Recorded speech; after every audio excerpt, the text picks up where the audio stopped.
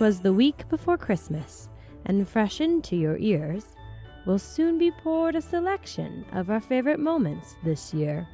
The stories and facts to make your grandmother blush, told to you by your two favorite lush. So gather round the fire, mix yourself a hot tottie. We can bet you weren't good this year, but we much prefer naughty. From menarche to necrophilia, and a camp full of the nude. Hold on to your panties, because it's about to get rude. So dive into the episode, no need to feign piety. Enjoy these best of moments from Impolite Society.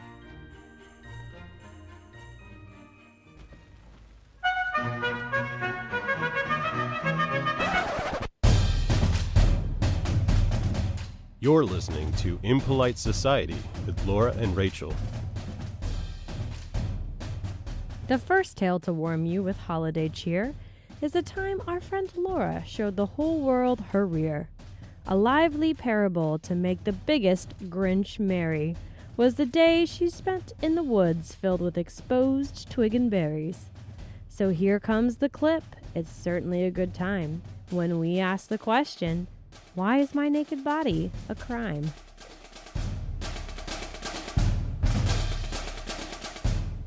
But Rachel, you don't even know how far I went for the research. I visited a nudist colony.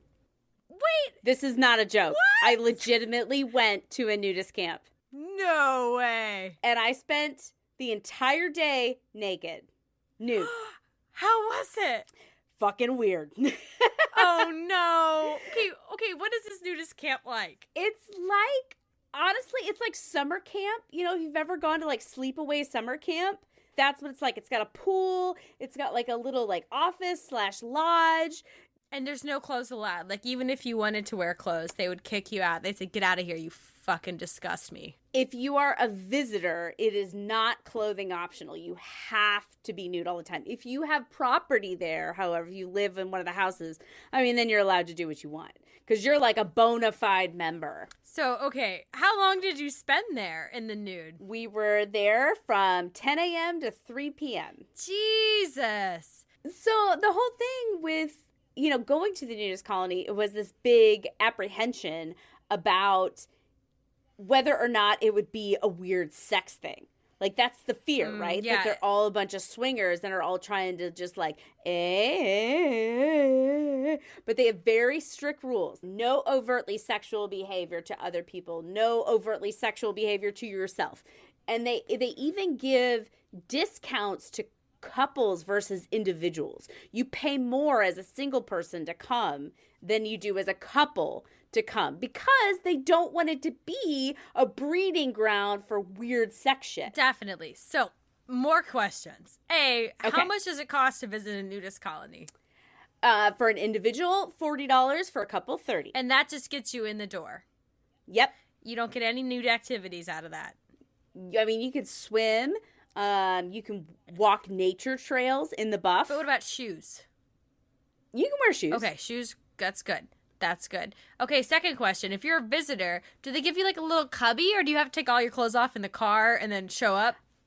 Honestly, I put all my shit in the back of the car. Because, like, we're sitting there, like, we park in front of the office. You go in, you check in. They do, like, get your ID. And I think, honestly, they do background checks, which I'm like, okay, I think that's good. Take your ID. Are you on some kind of list now?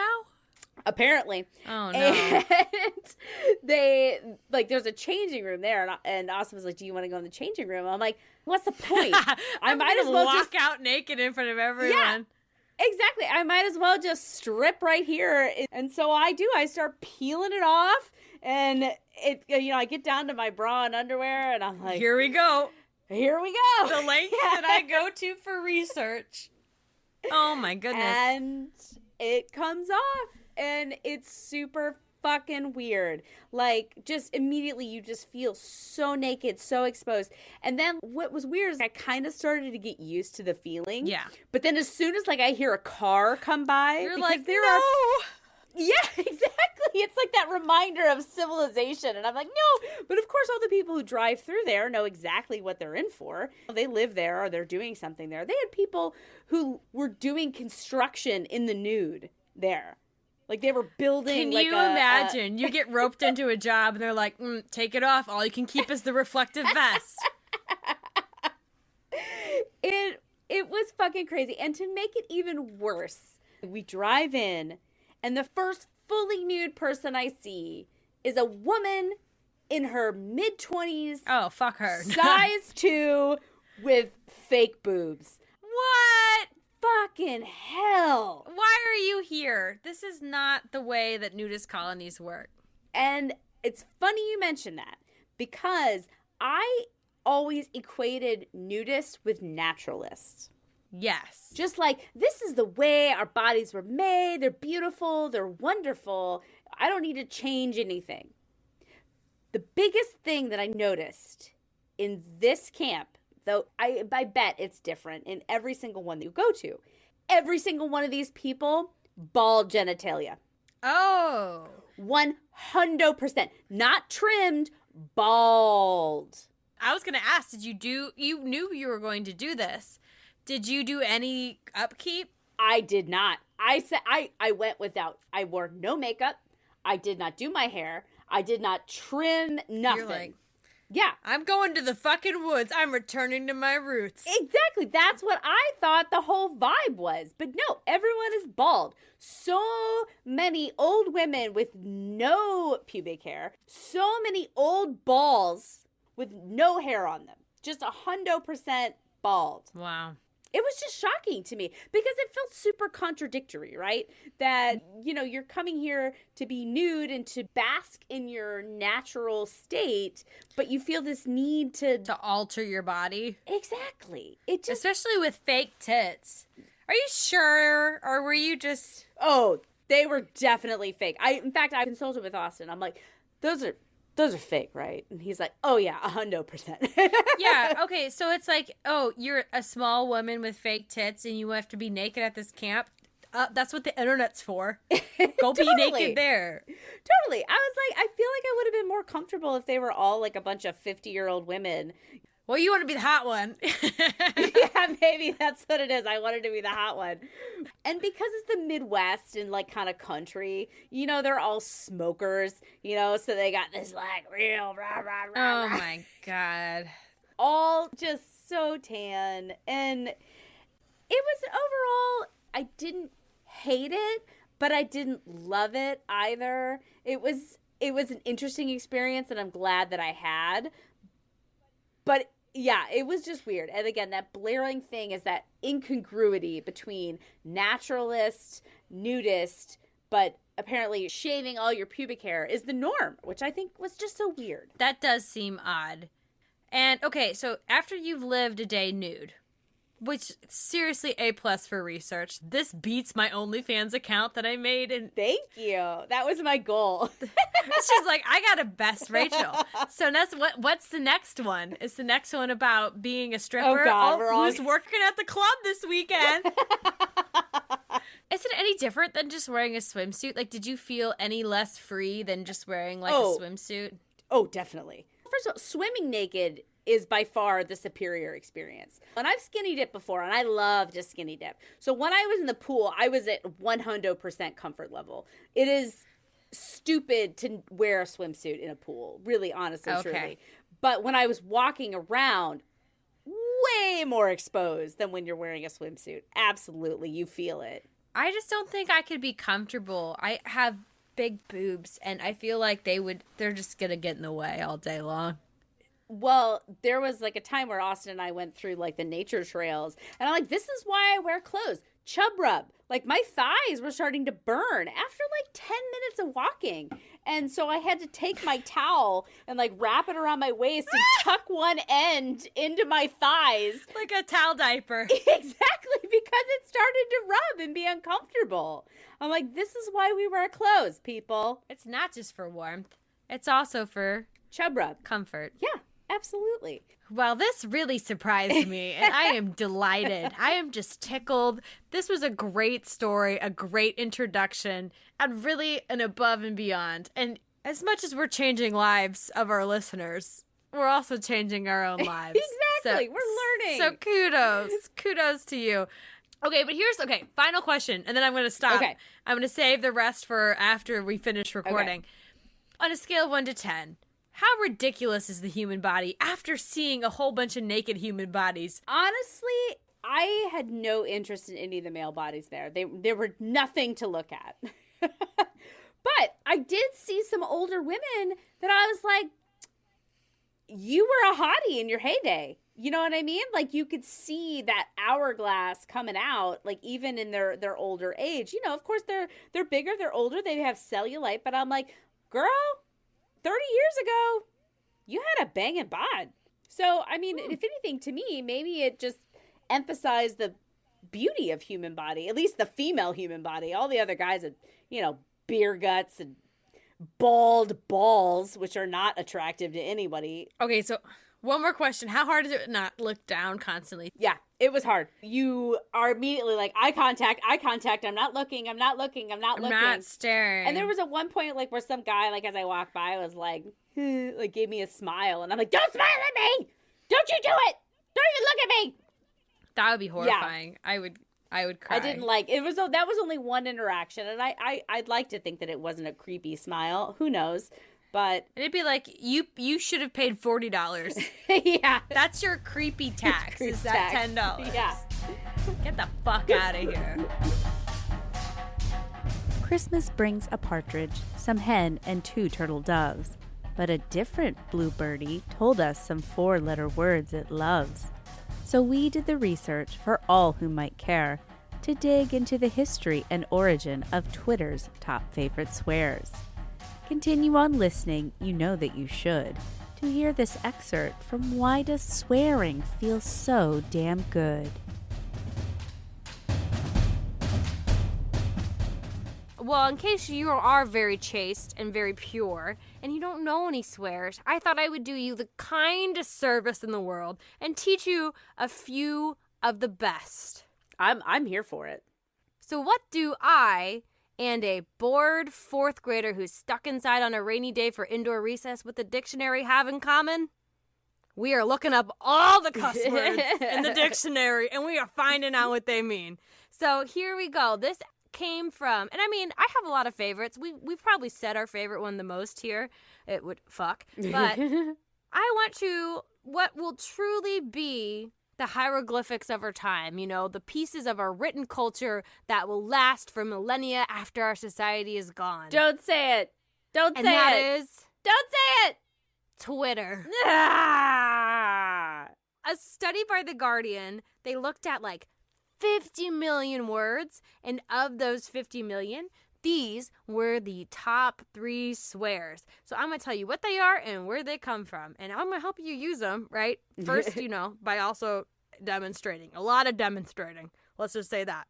So the first one, the granddaddy of all these dirty words, The F word. Fuck. Fuck. I have had it with these motherfucking snakes On the motherfucking plane. Oh my gosh, it's great. I almost said that today. I was just so fed up with the world that I was like, I've had it with these motherfucking snakes on this motherfucking plane. Because sometimes only a fuck will do. We don't have a lot of fucks to give, but sometimes you gotta spend them when it's the most necessary. I feel like I don't have a lot of care fucks to give, but man, do I have a lot of verbal fucks to give. I could give fucks verbally all fucking day. Hell yeah. And if you're giving a fuck, what are you giving? Well, according to Merriam-Webster Dictionary, fuck is defined as copulation. Ooh. I mean, it means sex. Is it really in the dictionary? Yeah, of course it's in the dictionary. Oh, okay. I don't know why I just never thought of this. Yeah. I never looked up swear words in the dictionary. They didn't believe in indoor recess, I guess, when you were in grade school, because we did it all. We looked it all up.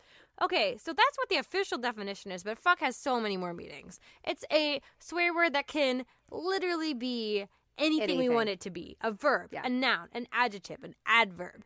And so eloquently put together into a sentence where we use every one of those uses of fuck. A demonstration from your co-host, Laura. You fucking fucked my fucking girlfriend, you fuck! There you have it. There you have it. That is an example of fuck being used in every single way. You're welcome. So, its origins. It is not an acronym. There's like this cute little wives' tale folklore that it comes from fornicating under consent of the king or fornicating under command of the king. That's just made up. I don't know. Apparently, there's Yeah, but more it's words in our clever. language today that actually came from acronyms. That seems ridiculous. It just seems ridiculous to me that words came from acronyms. But anyways, it actually has Germanic origin. So not get British Islands, screw you, whatever. You Anglo-Saxons, get out of here. This Your is kings. I can fornicate under not consent of the king. I can fornicate under the king, over the king, around the king. It's Middle Ages. Everybody's dirty as fuck. But it comes from a Germanic word, and the origin simply meant to hit, to strike, or the most kind of dead giveaway of how it became applied to sex is to move back and forth. To thrust. To thrust. And really, is it a surprise how something that means to hit became a euphemism for for having sex? See, I did it right there. Because think of the language we use today to describe sex. We banged. We smashed. I screwed her. They're all very violent, and they're all very much about, like, colliding. I've never heard smashed. I smashed her. We I've never heard that one smashed. before. You I never haven't heard that? one. Oh, no. well, Does that mean you did the monster mash? I did the monster mash. we did the ugly smash. It was a graveyard blast. or whatever. Yeah, that's if you're into that necrophilia. It was a graveyard blast. Woof.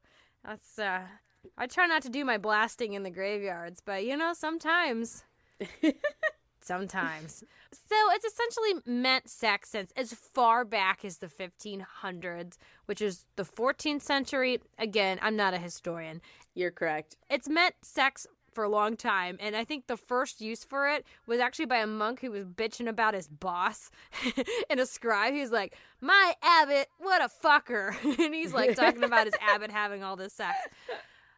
Best kind of fun fact about fuck, a fucking fun fact about fuck, is that it actually has appeared in people's names. Oh my God, bless these ancient souls. Names like John Le Fucker and my personal favorite, Roger Fuck by the Navel. Fuck by the navel. What? And also, what happened to these names? I imagine, I guess, at some point they got changed, right? Like, or did they just no women married them, so they didn't have any? Well, not if he's offspring? trying to fuck by the navel. His genes were not getting passed on. Let's just say that. But back then, names kind of came from what you did, or they were kind of nicknames. So, fucker, John the Fucker could be that he liked to hit things a lot. He got into a lot of fights.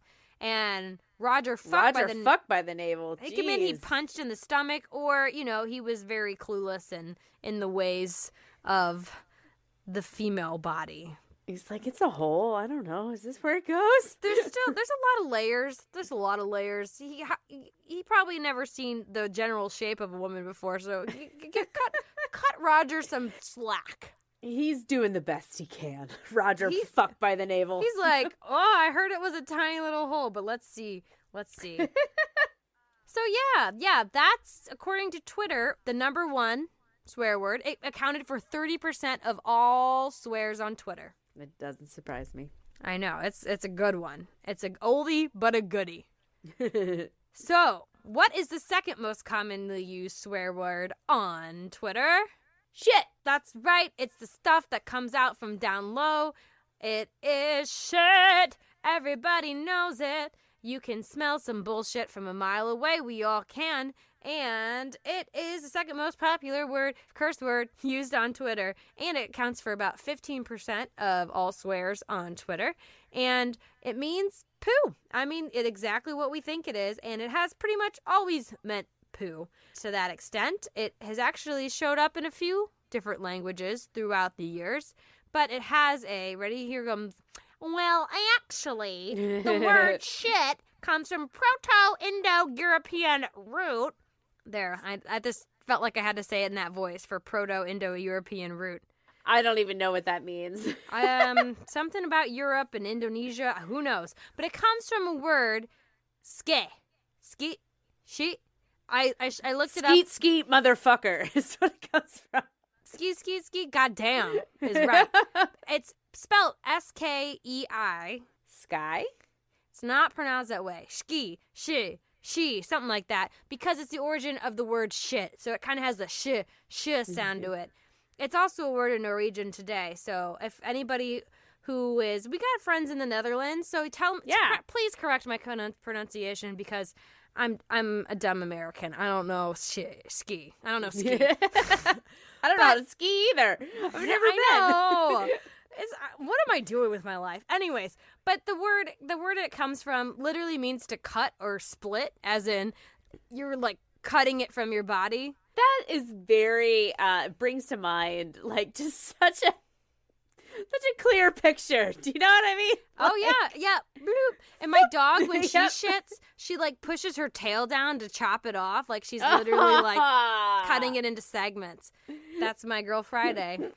My cat shits in like little curly cues. It's disgusting. That's good. That means he's got a healthy colon.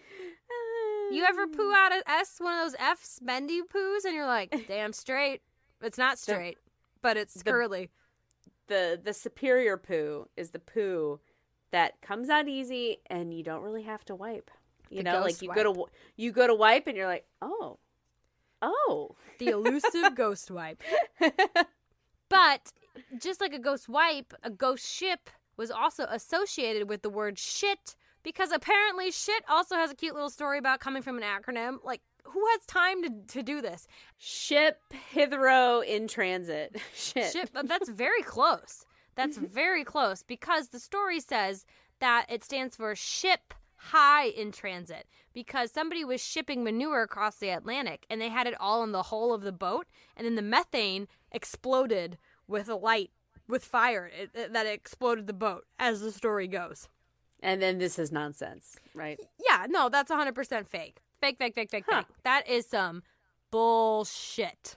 Shit itself is also used in many different ways, too, as a saying, like, it's poo, it's baloney, you're full of shit. Yeah, I was going to say, it's. I feel like it's a little bit more than that. And it's more than just a noun. I feel like occasionally, I mean, you can use it as obviously a verb, like shitting. You're shitting me. Yeah, shitting. And then I feel like, I guess maybe sometimes an adjective. It's like, that's the shit. This is shit. Or, yeah, this is shit. Or this is shit. My luck is shit. Yeah, my luck is shit. There you go. Like an adjective. Yeah, another very good, very versatile word that just rolls off the tongue. Not doesn't roll off the tongue. Quite as versatile as fuck. Fuck. It's some fucking shit right there. Yeah. And it just feels good to say. It does. So then, the final word on Twitter, that was the most common swear, coming in number 3, also at 15%, neck and neck with shit, is ass. On the ass. And oh my God, this is one of my favorite words because I just love ass, man. Give me some ass. I never use this word, really, honestly. Unless I'm calling someone an asshole. That's generally the only time that I use it. That sums up the definition. So in its most pure sense, the number one definition in the Merriam-Webster dictionary is it's a donkey. It's essentially some kind of ungulate creature with big ears and short mane, and it goes in Africa, and it clomps around. The second definition they had was a rude person. It wasn't until the second part of the definition. I'm not an etymologist. I don't know how dictionaries work. It was in a whole separate definition that it even said bottom. Oh. That, donkey. That's the joke that every 10-year-old knows. Oh, that's an ass. Ha, ha, ha. We all know what that really means. The word ass is all about that bass. That wagon you're dragging. Junk in the trunk. Yes. Ah, ass. It's what's for dinner. I've been waiting to use that joke all day. So the word itself comes from Latin, right, for a donkey. And it makes sense that a stubborn, mean-spirited animal would inspire us to compare some people with the same virtues to that animal. So when we say you're being an ass, you're being a jackass, it's, you're acting like an ass. But what about the behinds? It's a good question. Well, according to the etymology sites that I found, which were very reputable and had very reputable names and domains, and actually, the way that we say ass, or ass meaning butts today, is credited to our always intelligent sounding neighbors to the northeast. That's right, I'm talking about those chowder heads who like to park the car in the yard. The Bostonians. Some of the first white folks to land in our great continent and bring over their love of the Patriots and beer. Sam Adams. All that good stuff. But got that smart pot. all the things that they love, ours aren't one of them. So they dropped the R from arse to ass, and that's how we have the common pronunciation of ass today. Interesting, because I always heard arse is like a British way of saying it, but so that was how the British said ass. Arse. Yeah, because an ass. That's how the British said it. ASS meant a donkey. Arse meant your bottom. So you bring the bottom over, and then you drop the R, and it becomes ass, and then all of a sudden you have butt, donkey, jerk. But there's Interesting. nothing's ever that clear cut, especially stuff that goes back as far as language does. Some people say that the R kind of got dropped off in common vernacular to kind of aid in some of the rhymes that some medieval poets were doing. And, in fact, in Shakespeare's A Midsummer's Night Dream, a character named Nick Bottom gets turned into a donkey. I love Midsummer's Night Dream. It's one of my favorite Shakespeare It is pretty good. But a character named Nick Bottom who gets turned into an ass, which means it definitely predates American and the Bostonians. That seems to me too good to be ignored. That's some iambic pentameter for you. You didn't think that I was gonna slap you in the face with some iambic pentameter tonight. I don't even know. Like, I know what it is. I know that Shakespeare writes in it. If you would ask me to define it, I'd be like, It's 10 syllables with the emphasis placed on the second syllable. So, shall I compare thee to a summer's day? That's the kind of... that's what iambic pentameter is. So those are the top three. Those were the top three other... No, just kidding. I'm going to stop trying to do... We're going to do the whole podcast in iambic pentameter. I'm just going to talk like this the whole time. Is that my iambic pentameter? I am going to talk like this all night. That's iambic pentameter. God damn, Shakespeare. Watch out. I'm coming for you. But those are the top three. Other contenders where Bitch came in number 4, which Bitch is going to get its own whole show because I love the journey that it's on. I use that word all the time. I'm a bitch. I'm a lover. It's so good. And I'm going to go on a whole patriarchal corner about it. Ha, ha, ha. Anti-patriarchal. Yes. No, it's just going to be... Bitch, the story of why women are the worst. It's my patriarchal podcast with Rachel and some other bitch. No, just with 2 bitches. We don't even get names. Just with 2 bitches. Yeah, the patriarchal podcast with 2 bitches. And we just sit there and shut up and know our place the whole time. We don't talk. We just sit there. Next up is the enemy of pants white as snow, as we unwrap the present we get each month from Aunt Flo. We've cured diseases, moved mountains, and put a man on the moon, but still don't understand its effects on our wombs. We explore these mysteries we know to ring true when we get to the bottom of why periods are so taboo. All right, so this is one of the oldest taboos in human history. When looking at the research, a lot of people said it predates the written word.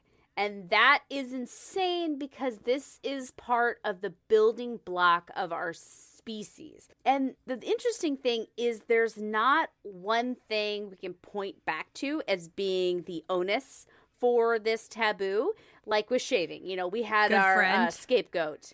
Yeah, our buddy, which Gillette. was, but what was, it was PT? King Gillette. Camp. King Camp. There you go.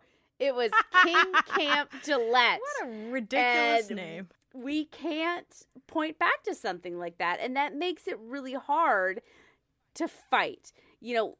Fighting something that you can't actually name is really difficult. And there's a lot of examples about how periods are taboo, but not the why. It's just this general ick factor that appears in all of these cultures planet-wide.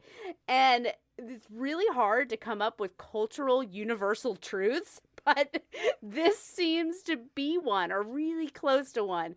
The whole fucking world hates a menstruating woman. Hey, we got that all in common. So we dispose of our dead, we bury them, we burn them, Uh-huh. we eat when we're celebrating, Mhm. and then, when you're on the reg, get away from me. There you go. Those are some cultural universals that we've got going on. So, I guess that's something to celebrate. We can all unify over something. Yeah, we don't need an alien invasion to come together. We just have to see a woman bleeding from her vagina, and then we'll all be like, oh, God, no. Every peace negotiation should start with just like accosting a woman with her monthlies. And no one, like I said, no one really knows why for sure. There are some theories that we're going to dive into, but there's nothing definitive. I didn't know that women's bodies were so mysterious. There's actually a few interesting mysteries woven into the research here today. And Ooh, the I love a mystery. taboo, I know. And the taboo around periods is just kind of one of those mysteries. That's mystery number one, is that we don't really know why it's taboo. Got it. So it's a tale as old as time. Exactly. And so we start with history way back in the day, and it's really sketchy. Obviously, we have been bleeding out of our hoo-has since before we became the Homo sapiens that we know today. But there was not a lot written about it from ancient people. It was kind of mum's the word back when we were cave dwellers and writing on papyrus. There were some cave drawings in New Zealand. There's some stuff about Egyptians shoving cotton up their Yeah. Yahoos. I'm just imagining the cave art. It's just like got the woolly mammoth and they're hunting over there. And then there's like a woman in the cave and she's just got like gushing out of her. It looks like two women dancing and like a river coming out of their vag. Like that's what it looks Aw, like. Well, that sounds kind of nice. Yeah, it does. But one of the first mentions of menstruation in the written word, and one of the most oft quoted, is from Pliny the Elder. And he was in Rome, and he wrote the very first encyclopedia of natural history in 73 AD. I'm just, somebody named Pliny. I'm guessing he just. Pliny. Yeah, I don't think he has a lot of experience with the vagina. That's a fair point. That's I don't know about Roman names, but I feel like Pliny wasn't one of the top ones. Yeah, I would, and also the elder in Rome. I feel like he's probably more familiar with a different whole. All roads, right? All roads lead back to sodomy. That is like going to be a recurring theme on this show. When we make t-shirts, that's what's going to be. All roads lead back to sodomy. Well, and truly it fits really well here because we're talking about Rome. Layers. So Pliny, in his Encyclopedia of Natural History, he said, contact with menstrual blood turns new wine sour. Crops touched by it become barren. Grafts die. Seeds in gardens are dried up. The fruit trees fall off. The edge of steel and the gleam of ivory are dulled. Hives of bees die. Maybe that's what's behind all of our bees dying. Even bronze and iron are at once seized by rust, and a horrible smell fills the air. To taste it drives dogs mad and infects their bite with an incurable poison. It's only right that I cackle as we rain our destruction on the world from our pussies. Enjoy it, world. Yes. This sounds just like some grade A propaganda against women. Yeah. This is all really extreme. You could have given one example in the Encyclopedia of Natural History. Did you really have to go in this diatribe, Pliny? About how And menstrual blood ruins the world. Okay, sorry. I forgot I was also supposed to be representing men today. So maybe this is just a metaphor for the missed opportunity, because every time a woman bleeds, it means she's not preggers, which means that your fields are barren or whatever. There's no seeds being sown in there. Maybe it's just the fruit of trees fall off. Yeah, this might just be one big metaphor. Hyperbole. Yeah, and we're just really bad at translating. Translating Roman or Italian? Latin. They spoke Latin. There we go. And way back when, in ancient Mayan cultures, which T on the P, ancient Mayan is like normal history for I guess white folks. Like the ancient Mayans were happening during the Middle Ages. So Rome is I think so.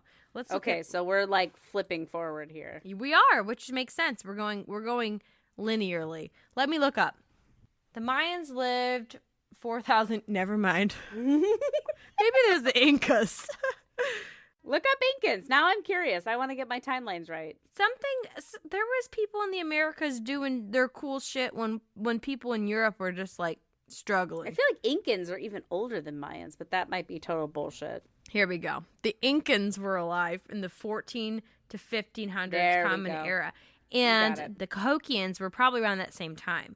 So did you know, again, St. Louis, Cahokia, the city of Cahokia, look it up. It's pretty fucking fascinating. Was bigger than London comparatively. When Cahokia was at its height, there was more people living here in the St. Louis River Valley or the Mississippi River Valley than they were living in London. And they also probably had a little bit better quality of life because they weren't rolling in filth. But that's neither here nor there.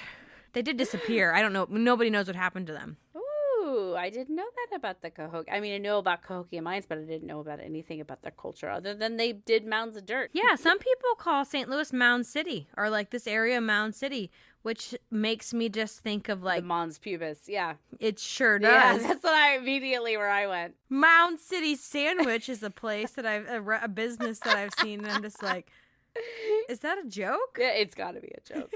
In ancient Mayan cultures, back in 2000 BCE, not modern history, their mythology said that it was a curse from the moon goddess.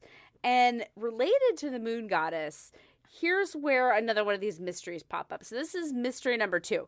Periods have been related to the moon for thousands of years, and the average length of both lunar cycle and the menstrual cycle are the same, 28 days.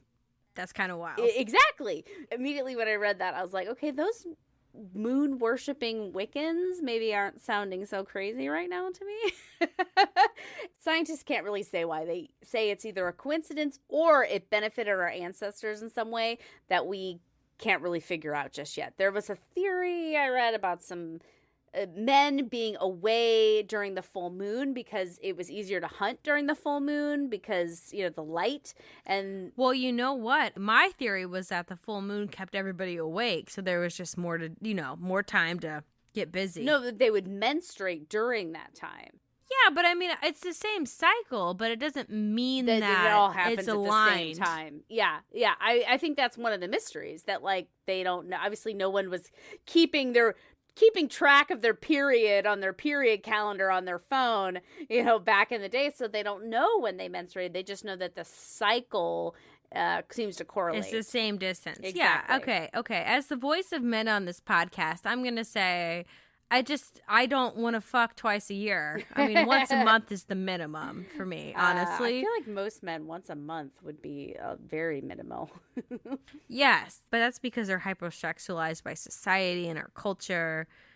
And also, back in the day, no, they're saying, I was born this way. I just but also a man would have, in that caveman days, wouldn't he have like multiple mates? Yes. So there you go. So that's another mystery. But then they would all sync up, and then God, that's like one really. That's no wonder he's gone during that time. He's like, I gotta get the fuck out of Dodge. If you know us at all, you know that we'll say, there's seldom one right answer. Life's an area of gray. Except for one time, we landed on an answer so neat, and it has to do with a fraction of tissue in your seat. That our society is held together by the string of a shoe is the conclusion we landed on in How Does My Butt Tell the Difference Between a Fart and a Poo? So now it's time to get to the headliner, the money shot, the question at the heart of our conversation tonight. How can I tell the difference between a fart and poo? And get ready for it, because I'm about to sound hella smart, depending on how well I pronounce all these words. I'll do my best. The origins of us being able to distinguish between the two paths, a gust of wind and an earth slide, comes down to embryology, which is how the human body develops from a lump of cells to a beautiful specimen that is able to sit here and have a podcast today. And to sit at a dinner table and laugh at her farts. So what do little embryos have to do with farts? So your rectum canal, right? My thumb hole. Yep, your thumb glove down below can actually, it can be divided into two sections. So we're like splitting hairs here. We're getting really into it. So the top 2/3, and by top I mean the further up in you piece. Got it. Is made up of endodermal tissue, which has visceral nerves.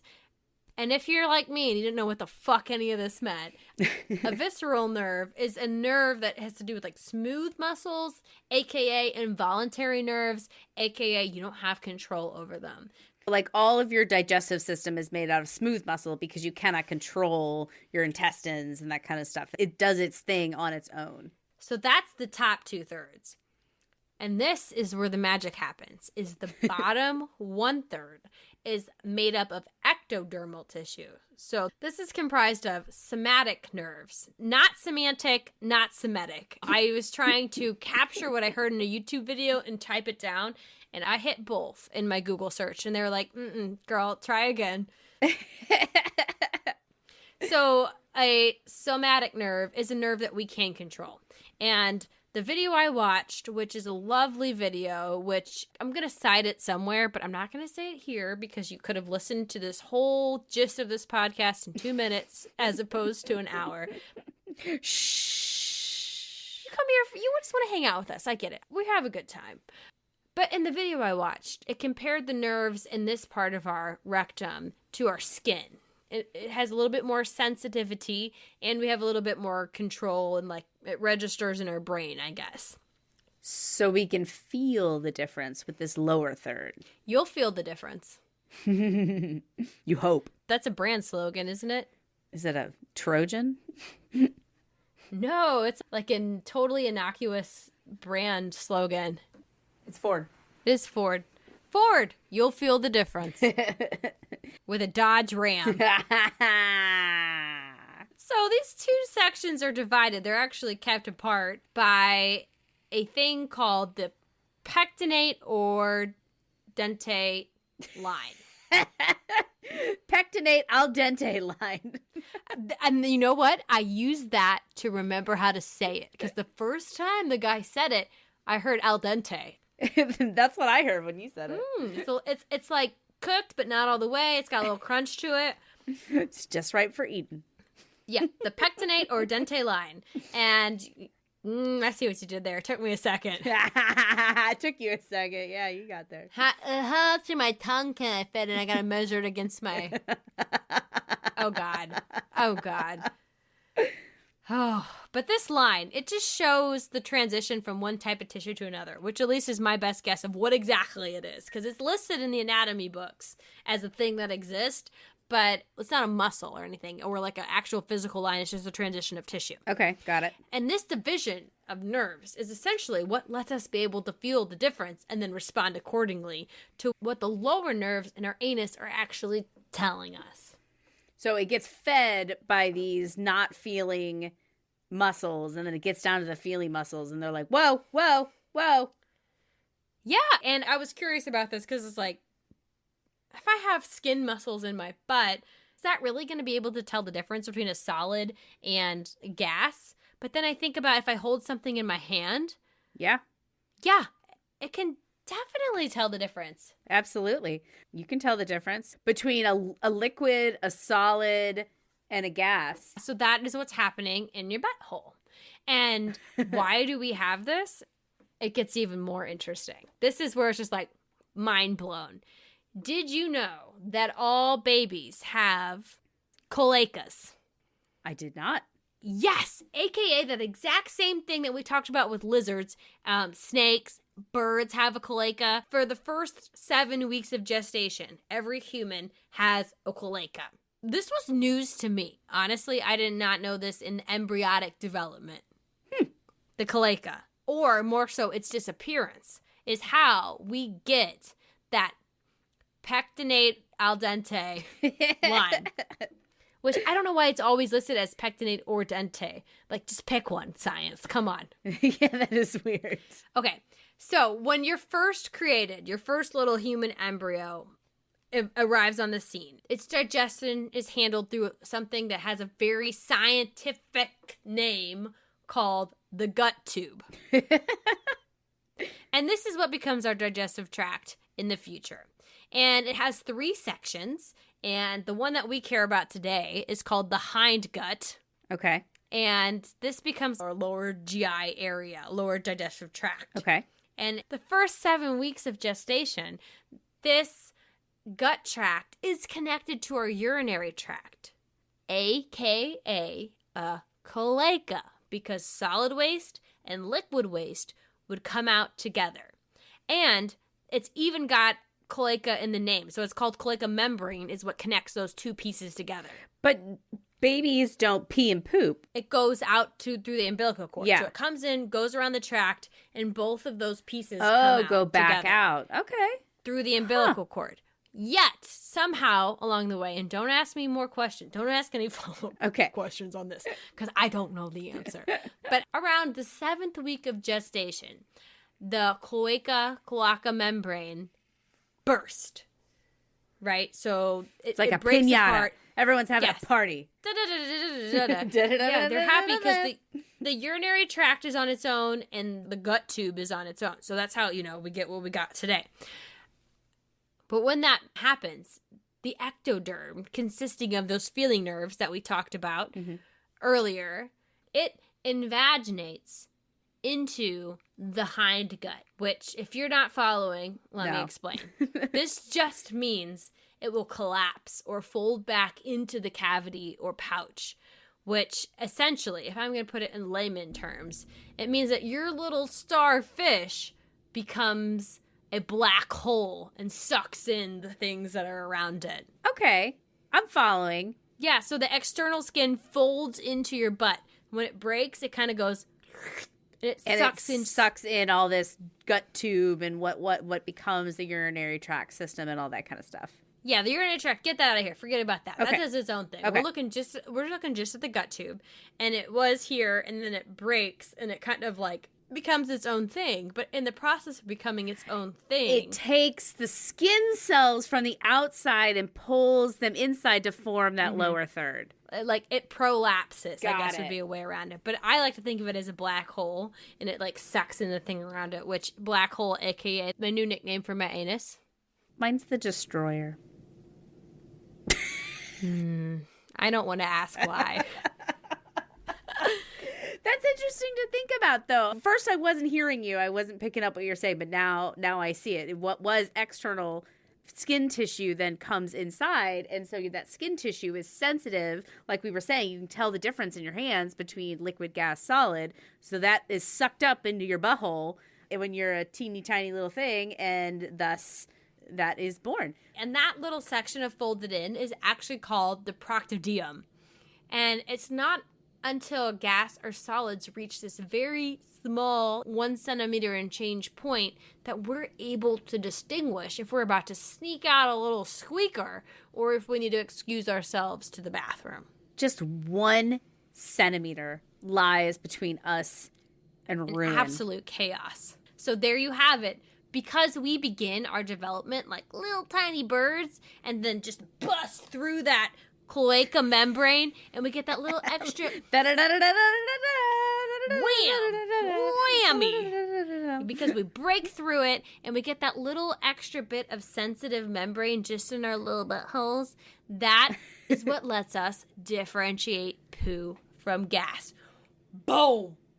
Question answered. You know what this makes me think? Is that we say asshole like it's some sort of insult. Because Lord knows I've said it many times. I call somebody an asshole. Turns out asshole is pretty fucking smart.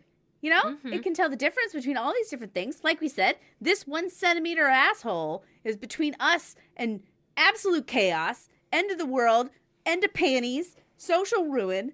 So maybe we should rethink our use of the word asshole. Maybe next time somebody really saves your ass, you should call them, hey, I really appreciate it. You were a real asshole just then. I really needed you. And I think the best way for us to establish this is just, let me say right now, Laura, I think you're a major asshole. You too, Rachel. Oh, I'm going to cry again.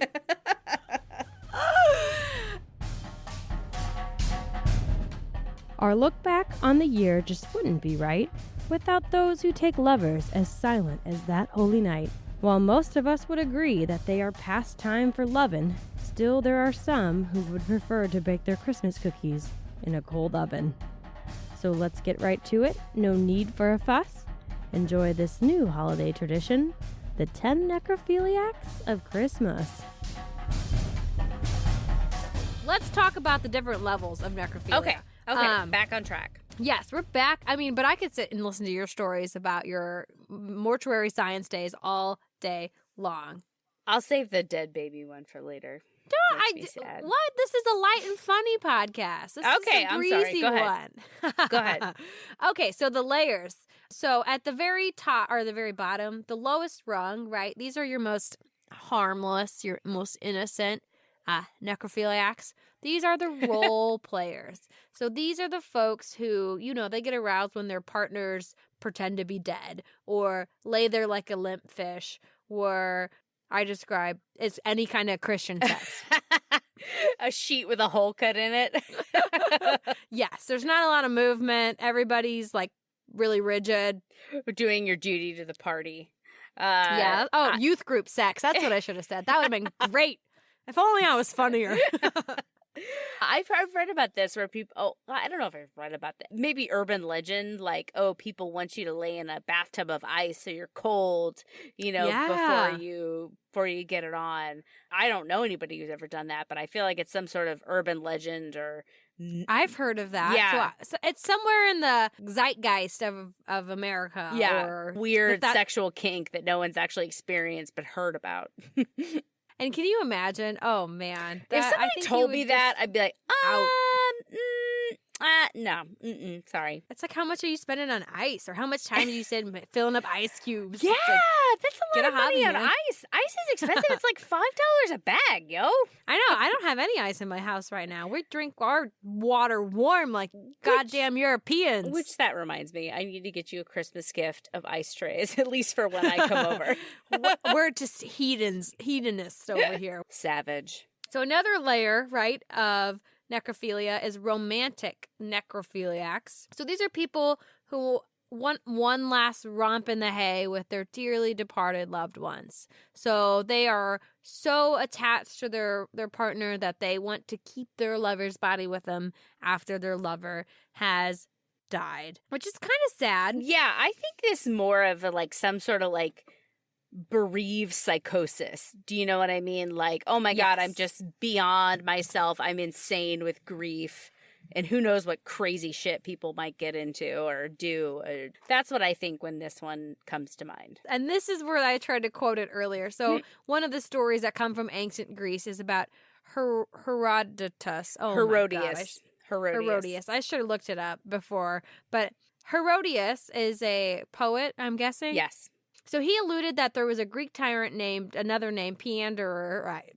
Periander is what it looks like. I learned from playing Assassin's Creed Odyssey that you just put the emphasis in weird-ass places. So it's probably like Periander, something like that. Anyway, so this guy defiled the corpse of his wife after she died because he loved her so much. And he used the metaphor, Periander baked his bread in a cold oven.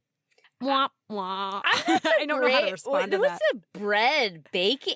I don't like this metaphor. I enjoy food. I would like to keep it separate from necrophilia. Let's not talk about bread baking or necrophilia. I reject your metaphor, Herodias. Yeah. One time I baked bread with expired yeast and it just never rose. Yeah. What's that? Is that like ED? Is that an ED metaphor? I have also tried to make scones with expired baking powder or baking soda.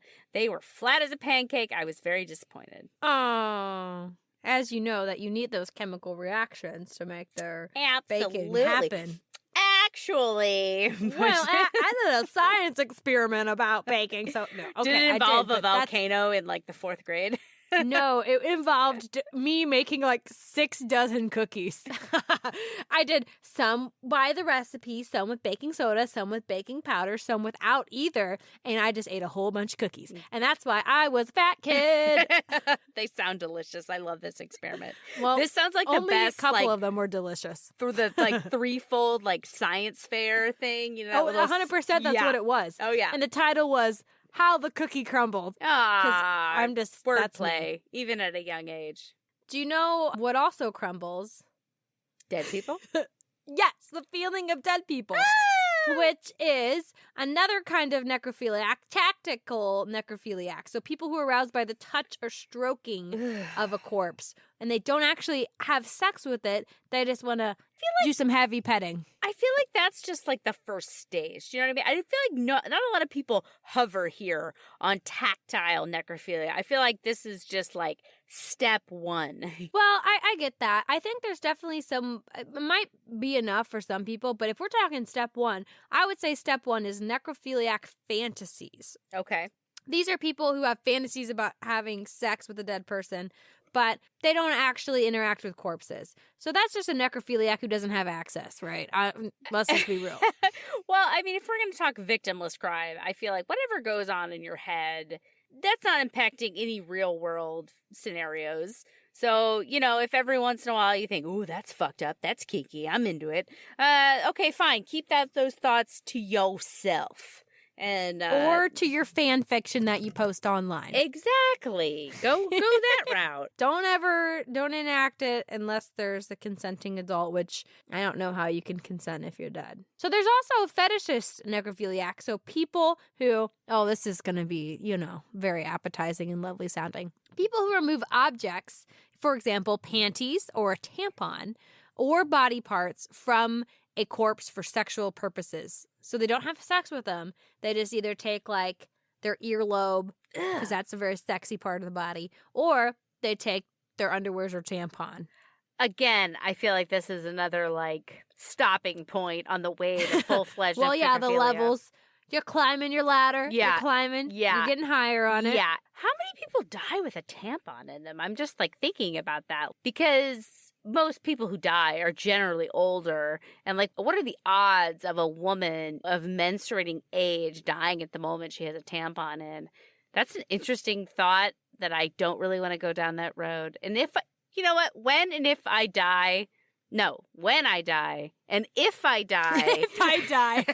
Nope, Laura's the one human that's going to live forever. She is eternal. She'll be doing Impolite Society 10,000 years from now. And it'll be, what's a necrophiliac that does a podcast with a dead body? Because that's me. Over here. I'm dead. Okay. When I die, and if I die prematurely before my fantasizing about my 90-year-old death in bed when I'm sleeping and no longer menstruating, I hope that I don't die with a tampon in me. I don't know why, but that was my first thought. I don't know. It's a sad thought, man. It is. I don't know why, but it is. Do they just leave it in there? Or you were mortuary science. Was that part of the curriculum? I've never. If you find it. No, that was never. Were you supposed to investigate that situation either, or no? No, that was never part of the curriculum. To be fair, I did not finish my last semester, but my best friend did, and I don't remember a conversation about tampons. I have heard stories, though this was never taught, but again, I did leave one semester short. about some mortuaries do like plug up the anus before So you don't poop at your viewing. funeral? Yeah, but the funeral homes that I were at, they never did that. That was not common practice. So maybe when you're putting in your rectum barrier, you're also checking for tampons. I don't know. We never fiddled with that area. The closest that I ever got was getting to the femoral artery in your upper thigh, and then also being trained on how to take out a catheter. Oh, okay. Dead bodies that come from the hospital will often have a catheter. So, but if you were ever getting into that artery and you were like moving stuff around and you saw like a little string hanging out of a woman, would you have been like, let me get that out for you, girl? Like, you don't need to take that. I don't even know what I would have done. I would have been like, don't need that in the afterlife. I would have gone to the director like, help me. I don't know what to do. Get it out of there. I have the needle and whatnot and camels and tampons. You can't fit them through, so she doesn't need it in the afterlife. Get it out of there. I think the eye of the needle and the camel have to do with wealth and not And tampons. worldly possession. Yeah, not tampons. Though I guess tampon could be considered a worldly possession because I am Either thankful way. I have them. And not a way that I would want to go and meet Peter at the pearly gates. With your rotten tampon, your leaking tampon at the pearly gates. Oh, God. Your little white angel gown. Like, I'm sorry, Peter. Is there a ladies' room I could go to? The next one is another big word. It's a necromutilomaniacs. So say that 5 times real fast. Necromutilomaniacs. I'm only going to say it Yeah. once. Yeah, you don't want to say it any more than that. They might show up like Beetlejuice. These are people who derive pleasure from mutilating a corpse while masturbating without actually having sex with the corpse.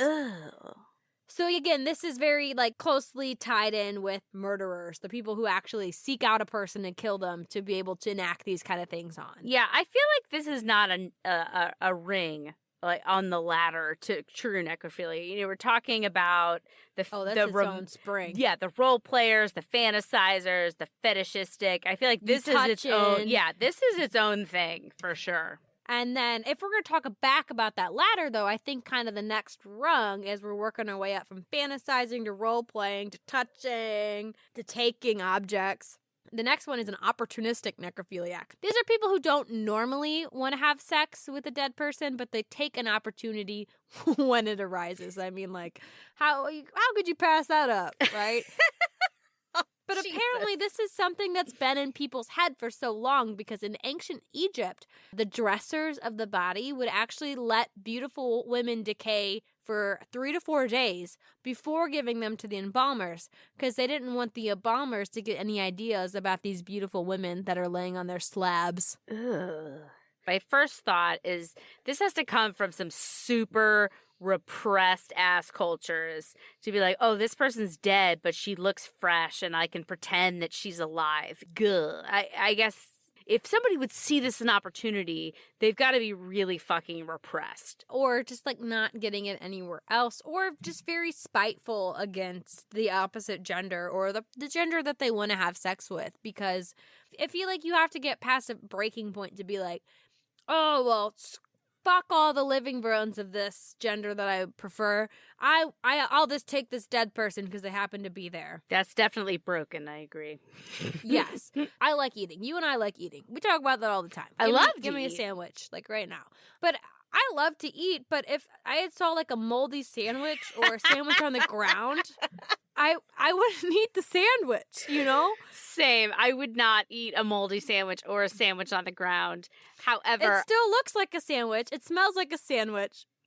I don't know. But it's not a sandwich I would eat. I've got some pretty shameful tales about food that I'm not sure that I'm ready to share. I would not eat a moldy sandwich or the sandwich on the ground. However, I may have taken something I have freshly thrown out of the trash and, you know, it's sitting on the top all nice. You haven't seen that Seinfeld episode where George eats the eclair that's just sitting right on top of... I think I've taken food out from other people, that other people have thrown away. Like, if it's a bunch of it together. You don't take the one that's on the bottom? No. Oh, my God. This is not... Well, I mean, related to necrophilia, right? So, like, It's This is vulnerability corner Yeah. right here. Let's talk about our worst moments. So the episode of Seinfeld, like George is at some party and there's just like a fresh eclair. Like, it's with I think it's with his fiance's family. So there's not like a bunch of weirdos. You don't know where the hell their mouth has been. And there's just like a perfect eclair just like sitting right on top. And he's like, and he picks it up and eats it. And somebody comes in and it's like, oh God. And I'm like, I can see it. I will defend my position by saying a blue checkmarked celebrity known as Rebel Wilson had a Instagram story about like, hey, you want to get rid of your holiday treats? You dump them in the trash and then you take dish soap and you pour it on top of them so you can't come out and get it. And I'm like, yeah, I've used that trick before. So in relating to me to necrophiliacs, I guess I've been there. I don't know. That we're blowing the lid off this. She's been tempted by the fruit that's rotten. Tempted by the fruit of another. You probably don't even know that song, do you? I do know that. Tempted by the fruit in the trash can. That's where we're at. So we talked about the different kinds. We got a couple different kinds. Some weird, really weird, like the necromutilomaniacs, the fetishists, the tactile. I bet you're going to be very relieved to hear that there's also regular necrophiliacs. So these are just people who they just prefer intercourse with the dead. They're normal. They're regular. That's the top tier of the ladder. It's just like, I've gotten there. I'm a regular necrophiliac. I just like to bow some dead people. Or is it a necrophiliac who eats their daily dose of fiber? Maybe. So regular. So then there's also the homicidal necrophiliacs. So these are the necrosadist. So these are people who murder someone in order to have sex with their dead body. So product killers, right? Ugh. More so like, I need a dead body, but I don't work in a morgue. I'm not going to 2 years at the community college. I just gotta, right now, get that person off the street, murder them dead, and then have sex with their neck stump. And I feel like the sadism, the necrosadist, like the foreplay might be the actual killing. So it's not like I just want to have sex with a person and I have to create my own. Its pleasure is incurred by the murder and the infliction of pain. And then as I like unfurled the petals of the flower to learn about how this ties into. Don't talk about the beautiful flower in relation to the necrophiliacs. It's a wilted flower. Oh, the dead wilted rose flower. But the petals are just as soft. Anyway.